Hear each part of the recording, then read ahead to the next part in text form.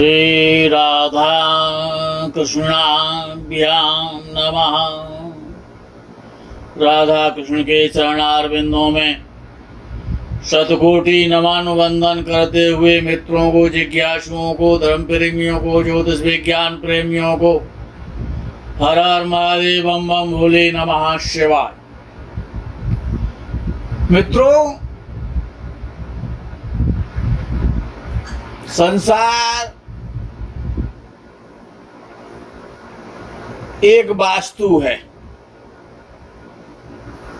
अच्छा, वास्तु है क्या? वास्तु का अर्थ है वस्तुतः वस्तु का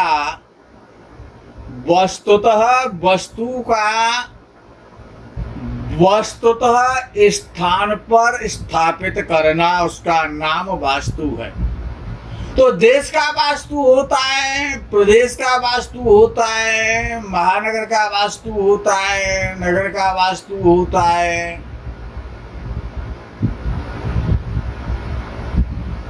वार्ड का वास्तु होता है, गली का भी वास्तु होता है और मकान का वास्तु होता है। एक वास्तु होता है और एक गृह वास्तु होता है। गृह वास्तु की परमावश्यकता है। गृह वास्तु ही हमारा शरीर है, हमारा जीवन है, हमारा धन है, हमारी संतान है, हमारी पत्नी है, हमारे माता पिता हैं, हमारी जीवनीय स्थिति है, हमारे जीवन जीने की कला है, हमारी शैली है, हमारे संस्कार है, हमारा वंश है। वो है गृह वास्तु। संसार में सर्वाधिक आवश्यकता धन की है और धन का कारक नवग्रह मंडल में और जन्म कुंडली में एक ही ग्रह होता है, दूसरा नहीं होता है, जिसका नाम बृहस्पति है। जिस प्रकार के सुख और दुख का कारण और कारक शनिदेव है, इसी प्रकार से धन का समस्त प्रकार के आरबीआई से लेकर के लोकल बैंकों तक का, प्राइवेट बैंकों का, एलआईसी का, धन स्थान का, कोष का, खजाने का एकमात्र स्वामी बृहस्पति होता है, गुरुदेव है। धन के बिना कुछ भी नहीं है। धन है तो सुख है और धन नहीं है तो कुछ नहीं है। अर्थात बाह्य प्राणाश्च, विद्वानों ने कहा कि अर्थ संसार के प्राण हैं, संसार में रहने के प्राण हैं। अर्थात संसार में सम्मान से जीवित रहने के लिए, स्वस्थ जीने के लिए, सम्मान से जीने के लिए और धन की परमावश्यकता है।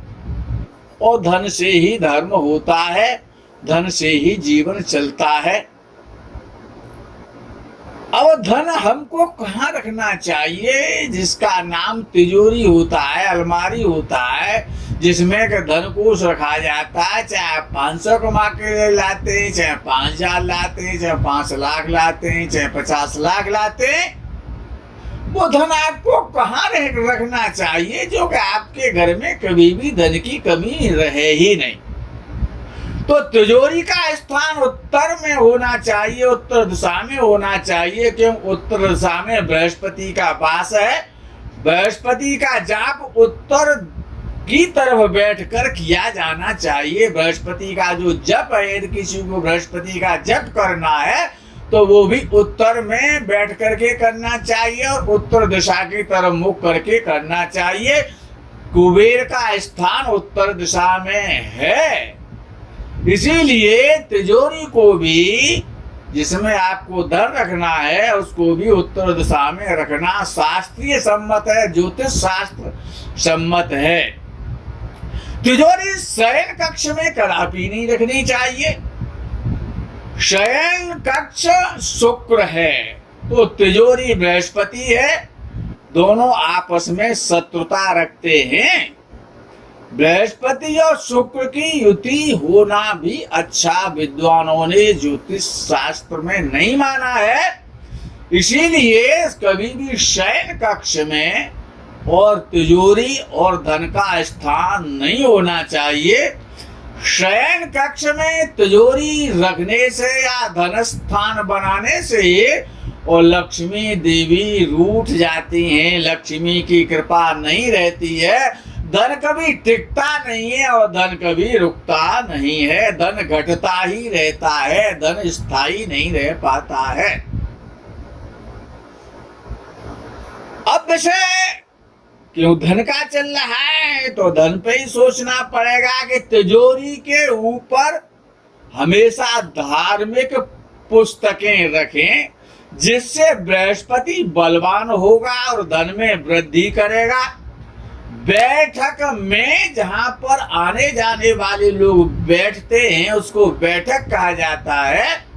उस बैठक में तिजोरी कदापि नहीं रखनी चाहिए, उसके लिए अलग कमरा होना चाहिए और उस कमरे की जो दीवारें हैं वो पीले रंग से रंगी हुई पेंट की हुई होनी चाहिए। उसमें दीवारों पर पीला कलर या क्रीम कलर होना परमावश्यक है। उस कक्ष में और उत्तर दिशा में श्री यंत्र की स्थापना करें और लक्ष्मी जी की प्रतिमा स्थापित करें उत्तर दिशा में। झाड़ू है घर में बुहारी जिसको कहा जाता है, तिजोरी से सटाकर कभी ना रखें। तिजोरी के पास में कभी भी झाड़ू नहीं रखना चाहिए, क्योंकि झाड़ू राहु का प्रतीक है और जिस कमरे में आपका धन रहता है तो आप उस कमरे में झाड़ू रखेंगे, क्यों राहु का प्रतीक है राहु वो झाड़ू। यदि आप तिजोरी के पास झाड़ू रखेंगे या जिस कमरे में आपका धन रखा जाता है तो मेरे आस उसमें झाड़ू रहेगा तो आपका धन भी झड़ता रहेगा, वो भी झाड़ू झाड़ता रहेगा, वो आपका टिकाऊ नहीं रहेगा। इससे बृहस्पति पीड़ित होता है तो आपका धन पीड़ित होता है। किसके कारण? झाड़ू रखने के कारण। झाड़ू रखने का भी स्थान आपको चयन करना पड़ेगा। तिजोरी पुख नक्षत्र, जिस दिन पुख नक्षत्र हो और गुरु पुख योग में उसमें धन रखना चाहिए। सोना बृहस्पति का और कुछ अंश में मंगल का और सूर्य का विशेष रूप से प्रतीक है। मंगल बृहस्पति आपस में मित्र हैं, सूर्य और बृहस्पति आपस में मित्र हैं, तो हमेशा तिजोरी में सोना रखना बहुत श्रेयस्कर है। ज्यादा न रखें तो थोड़ा सा सोना उसमें अवश्य रखें। तिजोरी में नमक, हल्दी जैसी बृहस्पति की चीजें रखने से, धनिया रखने से, साबुत धनिया रखने से, हल्दी रखने से, उसमें एक कटोरी में और नमक रखने से और निश्चित रूप से आपकी धन की वृद्धि होगी।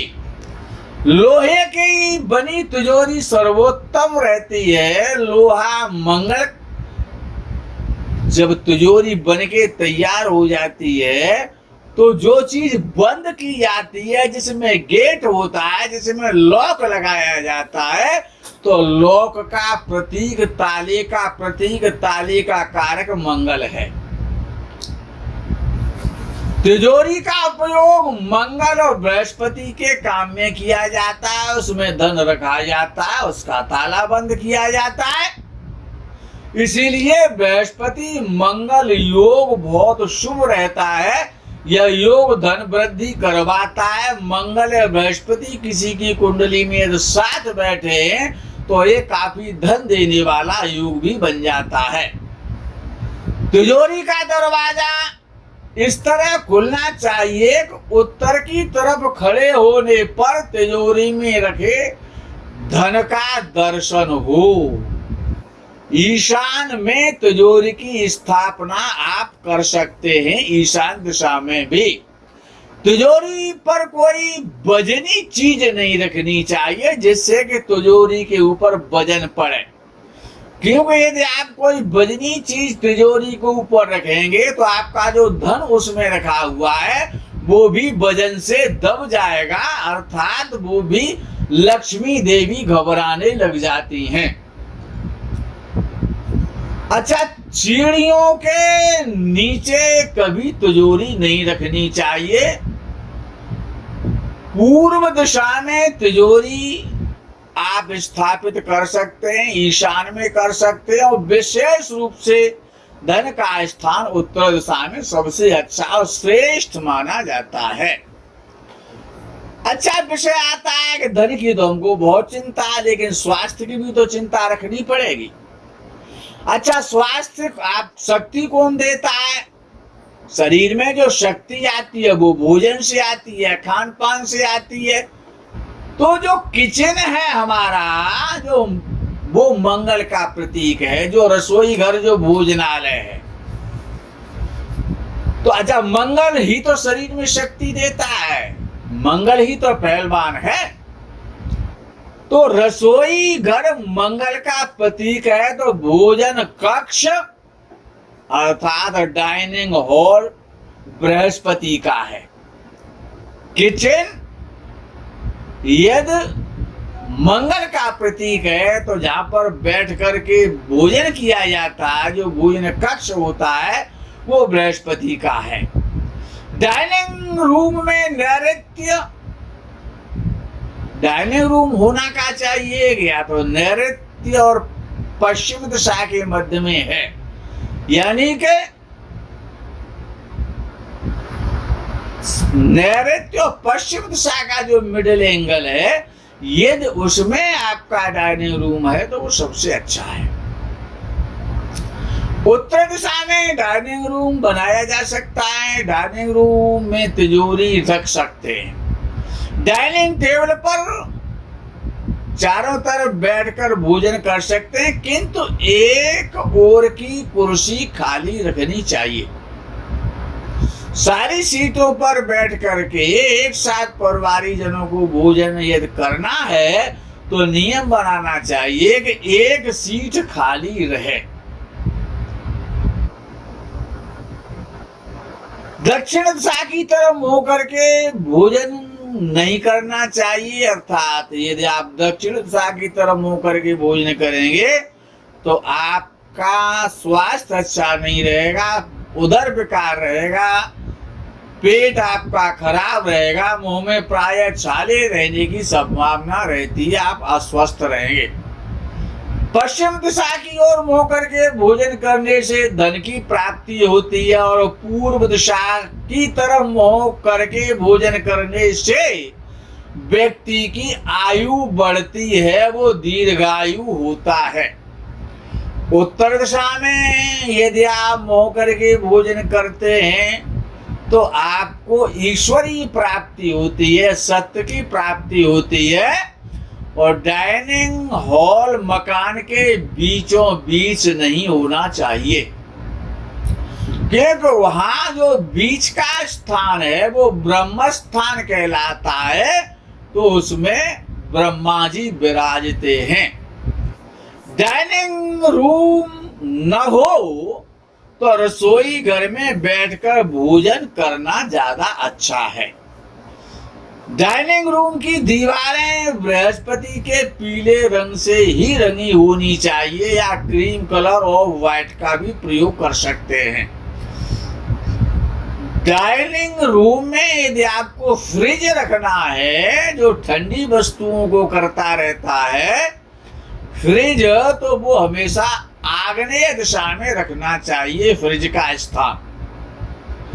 अब विषय आ गया कि भोजन की बात हो गई, किस तरह मुंह करके भोजन करना चाहिए।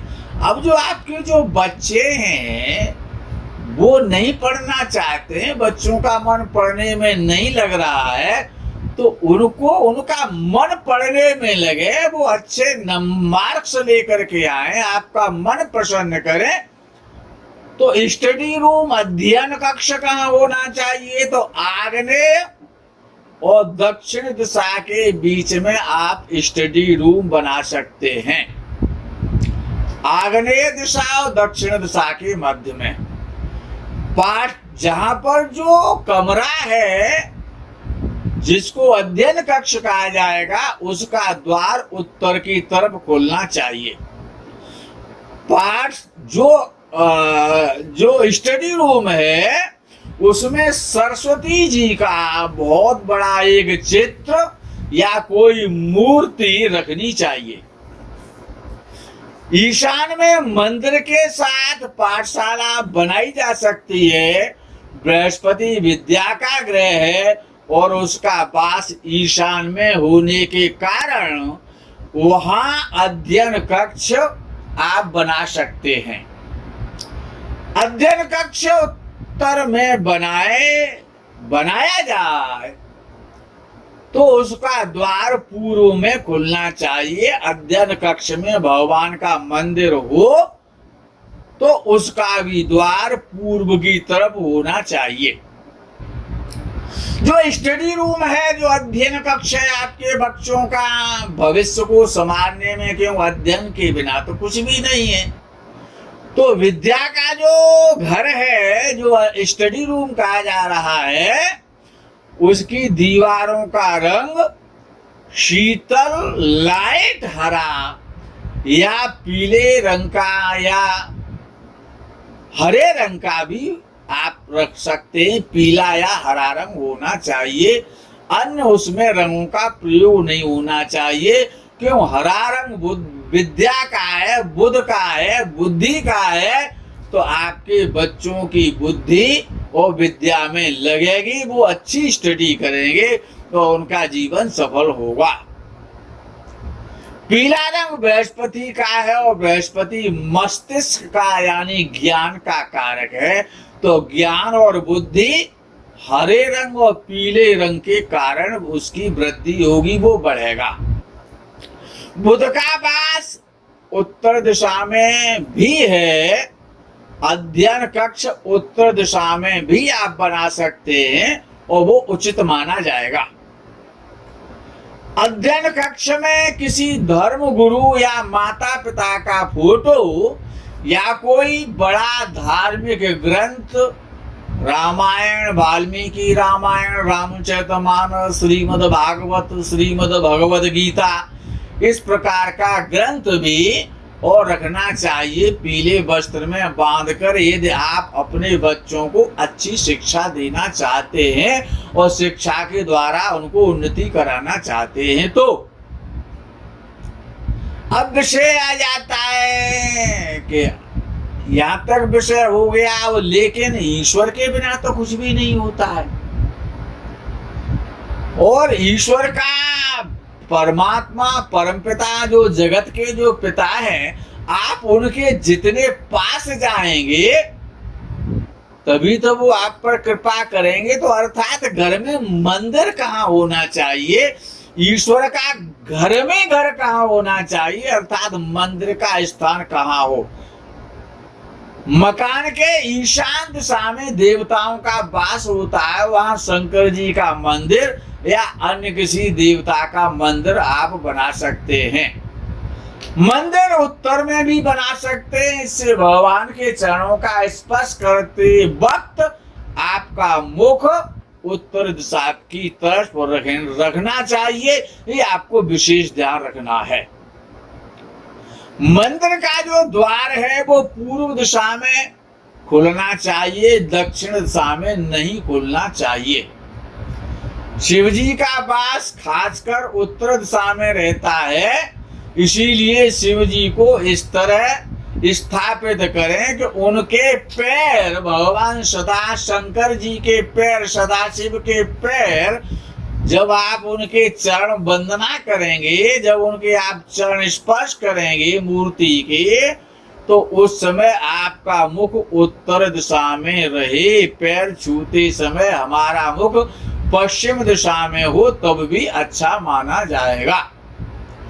अच्छा, गणेश जी की जो मूर्ति है, अब तो गणपति बप्पा का समय चलना प्रारंभ हो गया है, तो गम गणपतये नमः ये उनका महामंत्र का आप जाप भी कर सकते हैं। तो गणेश जी की मूर्ति इस तरह स्थापित होनी चाहिए कि गणेश जी के चरण स्पर्श करते समय आपका मुख दक्षिण दिशा में रहे। और जब ये स्थिति होगी तो आपका मंगल बहुत प्रसन्न होगा, आपका बुध बहुत प्रसन्न होगा। और मूर्ति कभी भी और नैऋत्य दिशा में नहीं रखनी चाहिए। अगर आप पूर्व दिशा में गणेश जी की स्थापना करेंगे तो अंगारक योग बनने से अर्थात आपको पूर्व दिशा में गणेश जी की स्थापना नहीं करनी चाहिए। तो आप अन्यथा आपको मानसिक परेशानी रहेगी, भाइयों को कष्ट मिलेगा, अचानक आपका एक्सीडेंट का योग बन सकता है, हृदय रोग भी हो सकता है और कष्ट आपको सहने पड़ेंगे। यदि आपको गणेश जी की स्थापना करनी है तो पश्चिम दिशा में करें। घर में अकल्पित समस्याएं जो आती हैं वो भी खत्म हो जाएंगी। गणेश जी को उत्तर दिशा में स्थापित करने से हमेशा कष्टों का निवारण होता है। और गणेश जी के लिए दक्षिण दिशा भी बहुत अच्छी मानी जाती है। उत्तर दिशा की तरफ गणेश जी की दृष्टि होनी चाहिए, क्योंकि उत्तर यानी हिमालय पर्वत है और गणेश जी के माता पिता शंकर जी और पार्वती जी का निवास भी उत्तर दिशा में है। इसीलिए गणेश जी की मूर्ति दक्षिण दिशा में रखें और उनका मुख उत्तर दिशा में करें। मित्रों, आज के इस प्रकरण में इतना ही। आगे के प्रकरण का आप इंतजार करें। तब तक के लिए हर हर महादेव, बम बम भोले, नमः शिवाय, जय गो माता दी।